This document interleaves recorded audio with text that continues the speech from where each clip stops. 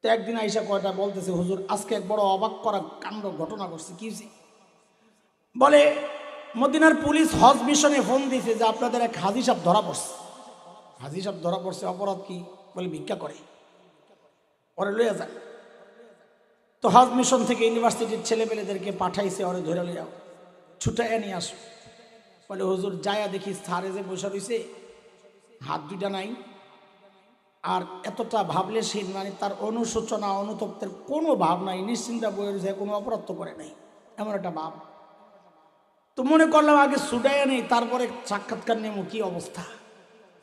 বলে ছুটায় ওরে গাড়িতে উঠাইছি। তো জিজ্ঞেস করতেছি, কাকু আটকা ডাকেন?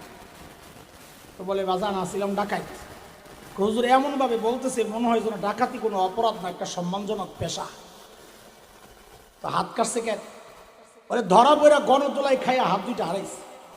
এখন আল্লাহ তাআলা রহম করছে, একটা রাস্তা খুলে দিছে। কি রাস্তা? বলে প্রত্যেক বছর হজের সিজনে কম টাকার একটা প্যাকেজে ঢুকিয়া হজে যাইয়া মক্কা মদিনা মিনা মুজদালিফা আরাফায় যায় ভিক্ষা করি, আল্লাহ অনেক বরকত দেয়, যা পাই হজের খরচ উচ্চা সারা বছর চল থাকে। আবার নিয়ত টিয়ত করে খবরদার জামিন টামিন নাই। বলে ওরে হজ মিশনের অফিসে বসা রাখা হয়েছে, ওরে দেশে ফেরত পাঠানো হবে। এটা নিয়ে ওদের মিডিয়ায় নিউজ হয়েছে, বদনাম দেশে। ওর মধ্যে কোনো অনুসূচনা নেই, বসে পিছিয়ে থাক। শেষ মুহূর্তে বলে, কি বলে জানে, স্যার আমারই কি দেশে পাঠাই দিবেন আপনারা? তো অফিসাররা খুব রাগ করছে, পাঠাবো না মানে দেশের মানে যে সব খাইছস। তো বলে কি, আমারই যে আপনারা দেশে পাঠাইয়া দিবেন, তা আমারই কিছু দিবেন টিবেন না? দেখেন এই গল্প শুই নাই, শয়তানের কথা মনে পড়ছে। শয়তানকে আল্লাহ যখন কইছে বের হ, তো শয়তানকে আল্লাহ আমারে যে বাগাই দিবেন, কিছু দিবেন টিবেন না? তোর কি লাগবো? তো শয়তান তিন জিনিস চাইছে আল্লাহর কাছে। কথা কও, কয় জিনিস? এক নাম্বার, রব্বি আনজিরনি ইলা ইয়াউমি ইউবআসুন,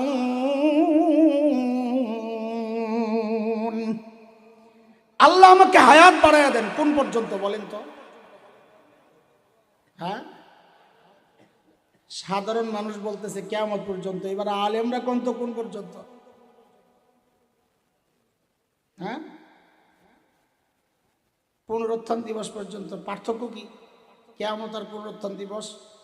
শয়তান এক ভয়ঙ্কর বাটপারি করছে, যেটা আমরা অনেকে ধরতে পারি না।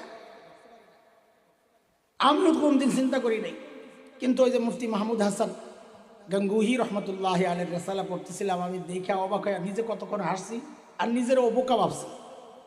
এই বাটপারিটা আজীবন চলে গেল, আমার ধরতে পারলাম না, এইমাত্র ধরলাম বুড়া হইয়া।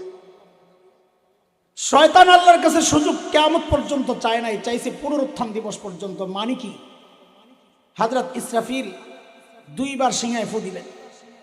প্রথমবার ফুরের সাথে কুল্লু শাইইন হালিক ইল্লা ওয়াজহা, সব ধ্বংস হয়ে যাবে, সব মারা যাবে।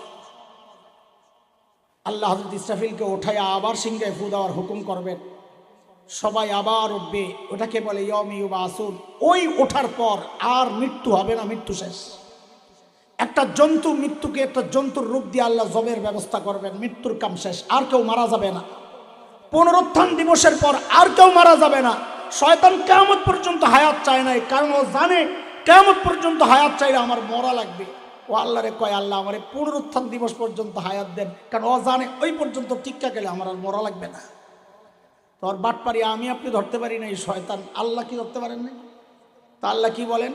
ইন্নাকা মিনাল মুনজারিন, যা সুযোগ দিলাম, তবে টাইম তুই যেটা চাইছিস ওইটা না, ইলা ইয়াউমিন ওয়াক্তিম মালুম, আমি যেটা চিন্তা করছি এটা। শয়তান কয় সর্বনাশ, কাম তো হয়েছে, পাইলাম না তো। আল্লাহ আরেকটা। বলে কি? বলে আদমকে তো বহু সন্তান দিবে, তা আমি যে যাই বলবো আয় খেলা হবে, তা আমার কর্মী লাগবো না? কি চাস তুই? আমারও সন্তান দেন। এই মাঝখানে ছোট্ট একটা চিপার কথা শোনাইয়া দিই, শয়তান বাচ্চা লাগবে চাইলো কার কাছে? একটু জোরে কওয়া যায়, কার কাছে? শয়তানের সন্তান লাগবে চাইলো কার কাছে? তো তুমি আর শয়তানের চেয়ে খারাপ। শয়তানের সন্তান লাগলো অচাইলো আল্লাহর কাছে, আর তোমার বাচ্চা লাগলে তুমি যাও খাজার কাছে, মাজারওয়ালার কাছে, আর কবরওয়ালার কাছে। তুমি শয়তানের চেয়ে খারাপ, শয়তানের আকীদাও তোমার চেয়ে ভালো আছে। মাঝে মাঝে যে আমরা বলি না তুই শয়তানের বড়টা বলাবে না, অবাক হয়ে যায়, শয়তানের বড়টা আবার কেমন হয়? এই যে একটা পাওয়া গেছে লিস্টের মধ্যে নাম ওরে রেখো, যেটাই বাচ্চা খাজার কাছে চাইবো বুঝবা ওটা শয়তানের বড়টা। ঠিক নি কথা? তা আল্লাহ বলেন যা তোর বাচ্চাও দিয়ে দিলাম যা। শয়তান কয় আল্লাহ এটি দিয়ে তো বাহিরে গন্ডগোল করো, একটু ভিতরে যাওয়ার ব্যবস্থা। কি চাস? কয় বনি আদমের রগে রগে দৌড়াইতে চাই। আল্লাহ বলেন যা, ওইটাও দিলাম। নবী আলাইহিস সালাম বলেন ইন্নাশ শাইতান ইয়াজরি মিনাল ইনসান মাজারাদ দাম, শয়তান মানুষের রক্তের রেশায় রেশায় দৌড়ায়। এই আরেকটা সিপার কথা বাইর করি, ঢুকে কোন দিক দিয়া? শয়তান মানুষের ভিতরে ঢুকে কোন দিক দিয়া? সব যদি এরকম হা করে থাকেন তো আমরা কথা আগামো কেমনে? কোন দিকে ঢুকে? একটা কয়লার না কত ভাগ আছে শরীরে, হ্যাঁ? এক একজনে এক একটা কইতাছে বাড়ি, যে যেমনি পারতাছে এলো পাতারি চলতেছে, ফাঁক তো আছে। এই ফাঁকগুলোর সাথে একটার রোগের সম্পর্ক নাই, তো এই ফাঁক দিয়ে ঢুকে কি করবো? শয়তান ঢুকে বাম হাত পেছনে নিলে মাঝখানের আঙ্গুলি যেখানে যায়, কাঁধ আর ঘাড়ের মাঝখান বরাবরটা শাহরগ, যেখানে হাবলুল ওয়ারিদ স্পাইনাল কর্ড যেটা, ওই দিক দিয়ে ঢুকে। এই জন্য কোনো মুহাক্কিক বলেন আল্লাহ তাআলা আমাদের নবী আলাইহিস সালামের ঠিক ওই জায়গায় মোহরে নবুয়ত লাগাইয়া দিয়েছেন যেন ওদিক দিয়ে শয়তান ঢুকতে না পারে। শয়তান কয় জিনিস মঞ্জুর করাইছে? বলে না তাড়াতাড়ি বলে। এখন তো আমার বাবা বৈশা বৈশা কান্না করে, আমার উপায় কি হবে? সব লয়ে গেল। আল্লাহ আমারও কিছু দেখ, আমি কেমনে সংসার করবো? এই পোলা পাইল এই শয়তানের সব সুযোগ সুবিধা সহ। তা আল্লাহ একটা দিয়েছেন, টেনশন করেন না, আমি ফেরেশতা দিয়ে আপনার সন্তানকে ব্রেকেট দিয়া নিরাপত্তা দিয়ে দিব যেন শয়তান কাছে যাইতে না পারে। আল্লাহ বলেন লাহু মুআক্কিবাতুম মিন বাইনি ইয়াদাইহি ওয়া মিন খালফিহি ইয়াহফাযুনাহু মিন আমরিল্লাহ।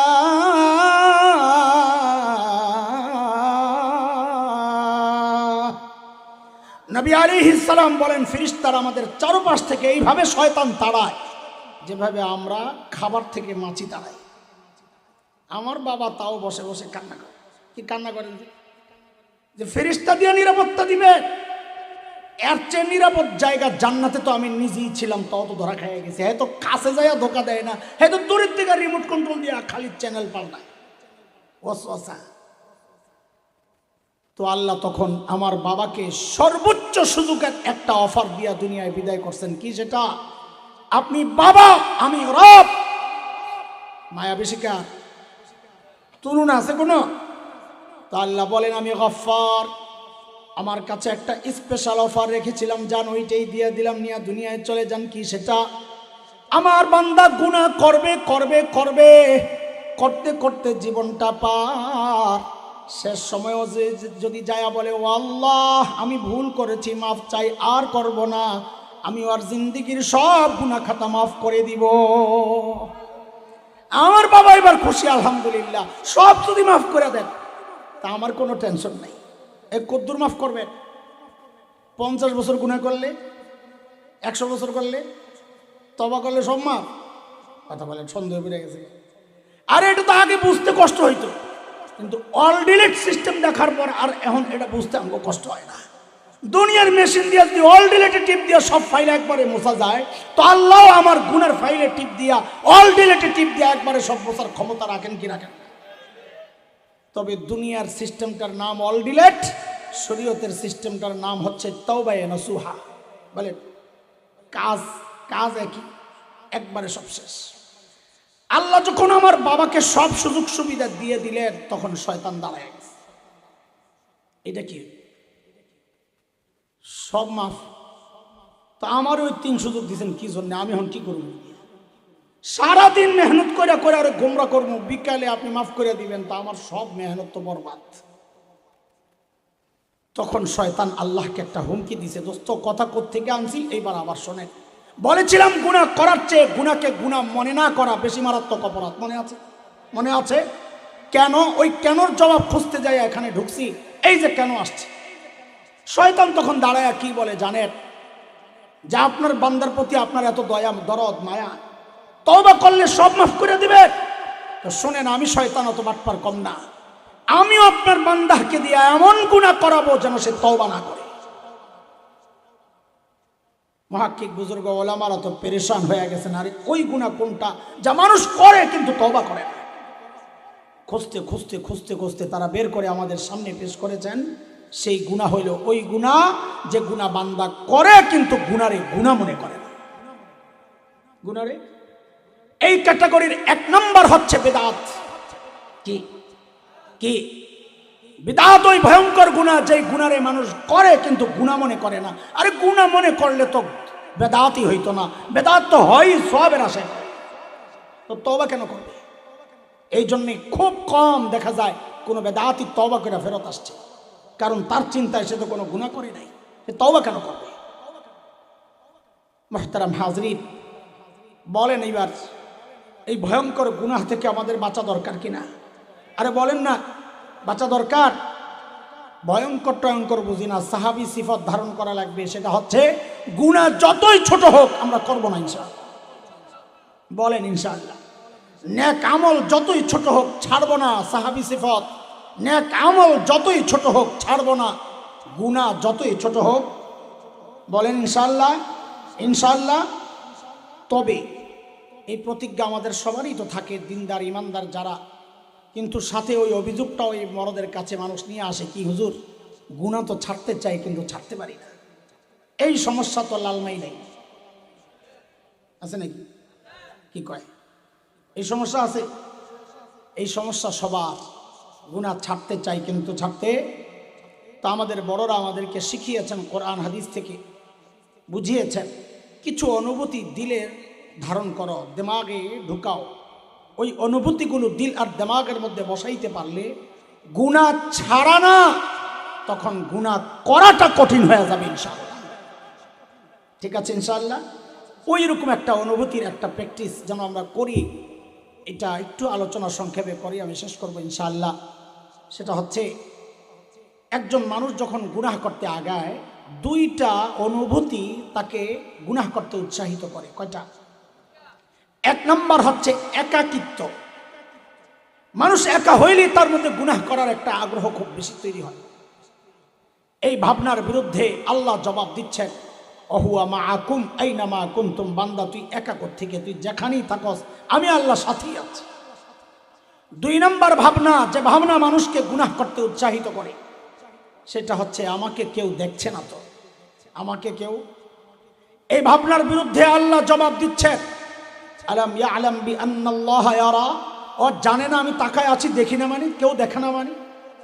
এইবার আপনারা এই 2 কথাকে একসাথে করে আমাকে জবাব দেন। আমরা যখন গুনার জন্য চিন্তা করি, অথবা গুনার দিকে আগাই, অথবা গুনায় জড়ায়া যাই, দুনিয়ার কেউ না জানলেও, কেউ না দেখলেও একজন আছেন যিনি দেখেন, তিনি কে? আর একটু বলেন, আবার বলেন, মাশাআল্লাহ। কিন্তু এই জায়গায় আমরা আল্লাহ বলবো না। এই জায়গায় আল্লাহ না বলে এই প্রসঙ্গে সাপোর্ট হিসাবে কোরআনের যে আয়াতটা আমি পেশ করতে চাই, ওখানে আল্লাহ নিজের যেই পরিচয়টা দিয়েছেন, যেই নামে, আমরা ওইটা বলবো। বলেন, সেটা হচ্ছে রব্বে করিম। বলেন, বলেন, আবার বলেন, আবার বলেন। তো আমি আবার জিজ্ঞেস করি, এবার ঠিক করে জবাব দেন। আমরা যখন গুনার দিকে আগাই বা করি, তখন আমাদেরকে দেখতে থাকেন কে? মাশাআল্লাহ। তিনি শুধু দেখতে থাকেন তা না, আমাদের মুরব্বীরা আমরা ভুল করলে আমাদেরকে যেমন ডাক দেন না, এই কাজ কেন করস, তো আল্লাহও ডাকতে থাকেন, তিনি ডাকতে থাকেন, রব্বে করিম ডাকতে থাকেন। তাহলে 2টা কাজ, দেখতে থাকেন, ডাকতে থাকেন।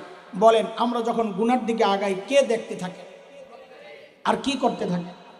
বলেন, এটা বলেন, বারবার বলেন, কে দেখতে থাকেন আর কি করতে থাকে?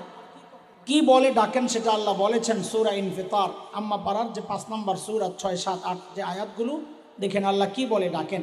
আল্লাহ বলেন, ইয়া আইয়ুহাল ইনসান মা গররাকা বিরাব্বিকাল কারীম।